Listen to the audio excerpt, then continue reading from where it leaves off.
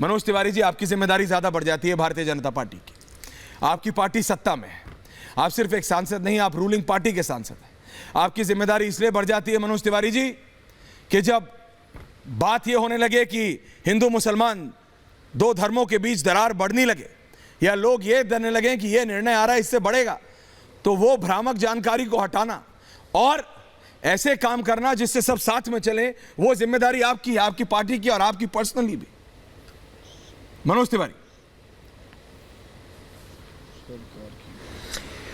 ऐश्वर्य भाई, सबको नमस्कार। देखिए, मैं काशी में ही पैदा हुआ हूं और वाराणसी से 70 किलोमीटर दूर हमारा गांव है जो बिहार में पड़ता है। हाँ। काशी हिंदू विश्वविद्यालय से पढ़ा हूं। आज जो समस्या आई है वो आज की समस्या नहीं है। ये समस्या तो 1676 से चली आ रही है। अच्छा। और ये समस्या हिंदू मुसलमान की है ही नहीं। हाँ। ये समस्या तो जो हिंदू मुसलमान में जहर बोने आए थे जी, उन्होंने समस्या दे रखी है। और हमें इसमें कोई दो राय नहीं है कि हमारे देश के हिंदू हो, मुसलमान हो, सिख हो, ईसाई हो, बौद्ध हो, जैन हो, पारसी हो जी, ये सभी विवादों का निपटारा न्यायालय में चाहते हैं। कुछ लोग हैं जो विवादों का निपटारा सड़कों पे चाहते हैं। हाँ। लाठी तलवार से चाहते हैं, पत्थरों से चाहते हैं। हाँ। मगर भारतीय जनता पार्टी हमेशा चाहती है कि पहले तो विवाद न हो, अगर विवाद हो जी, तो उसका न्यायालय में निर्णय हो, अनुराग जी आ रहा हूं। सड़कों पे नहीं हो। हाँ। और जिन लोगों ने हमारे हिंदू मुसलमान के बीच जहर बोया है जी, उनको आज एक्सपोज करने की आवश्यकता है। नहीं, उसकी जिम्मेदारी या तो आपकी है ना इतिहास को पढ़िए, मनोज तिवारी जी। या तो सर्वे मनोज को तिवारी जी, पढ़िए। सरकार आपकी, सत्ता में आप, हमारी सांसद आप, निश्चित लोग है। आपसे पूछेंगे, लोग पूछेंगे मनोज तिवारी वरिष्ठ नेता आप हैं, हमने आपको जिता के भेजा, सांसद आप हैं, जिम्मेदारी आप हैं। अगर कोई ऐसा कर रहा है, अगर कोई ऐसा कर रहा है किसी भी पार्टी का, किसी भी तरफ, हाँ, जिम्मेदारी आपकी ज्यादा बन जाती है। नहीं, निश्चित रूप से सरकार अपनी जिम्मेदारी को निभा रही है।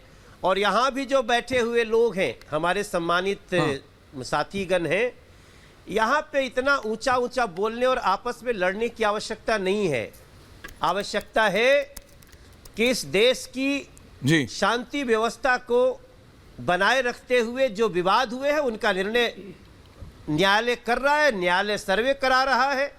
कुछ लोगों ने सर्वे का विरोध किया, लेकिन बाद में धन्यवाद करता हूं उन लोगों ने भी सर्वे होने दिया।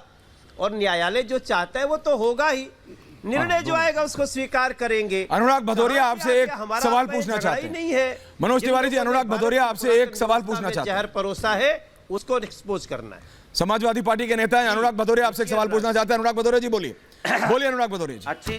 अच्छी बात है मनोज भाई, बहुत अच्छी बातें कर रहे हैं। मैं तो यही कहूंगा, हर हर महादेव। अब मनोज जी एक बात तो मनोज जी ने बहुत अच्छी बोल दी, सिर्फ वो नाम नहीं ले पाए।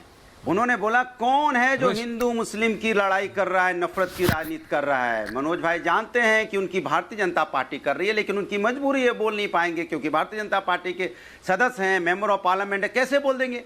भारतीय जनता पार्टी के आते ही ये धर्म जात के झगड़े क्यों शुरू होते हैं, ये क्यों इस तरह की राजनीति शुरू होती है। सुबह से लेकर शाम तक कभी ज्ञान वापी की बात होती है, कभी ताजमहल की बात होती है, कभी मथुरा की बात होगी, कभी मस्जिद की यहाँ पे कुतुब मीनार की बात होने लगती है, कभी लाल किले की बात होने लगती है। अरे भैया, देश की आम जनता की कभी बात होगी कि नहीं होगी, उनकी समस्या की बात होगी कि नहीं होगी, वो किस तरह से जी रहे हैं। भुखमरी के कगार पे 116 में हम 101 नंबर का देश आ गया है, भुखमरी के कगार पे खड़े, अर्थव्यवस्था पूरी तरह से चरमरा गई है, लोग बेरोजगारी से आत्महत्या कर रहे हैं, महंगाई से आत्महत्या कर रहे हैं। डीजल पेट्रोल की कीमत क्या है, आपने क्या कहा था हम आएंगे तो यहाँ आपकी बार महंगाई की मार बोल के आए थे ना, आप कहां चला गया वो सब। क्या मुद्दे लेके आते हैं आप, क्या मुद्दे लेके आ रहे हैं। यहाँ पे रिपोर्ट लीक हो गई, किसने लीक कर दी, ऐसे व्यक्ति पे कार्रवाई की बात क्यों नहीं कर रहे हैं। आप तो मेंबर ऑफ पार्लियामेंट हैं, आप तो एक स्तंभ हैं, आप यहाँ पार्लियामेंट में बैठते हैं। आपको कहना चाहिए उस व्यक्ति ने जिसने यहाँ अपमान किया हो, एक अदालत का अपमान हुआ है कि यहाँ रिपोर्ट लीक हो गई। कैसे लीक हो जाएगी, लोकतंत्र में अगर रिपोर्ट लीक होने ले जाएंगी तो कौन विश्वास करेगा न्यायपालिका और संविधान पे। कैसे रिपोर्ट लीक हो गई।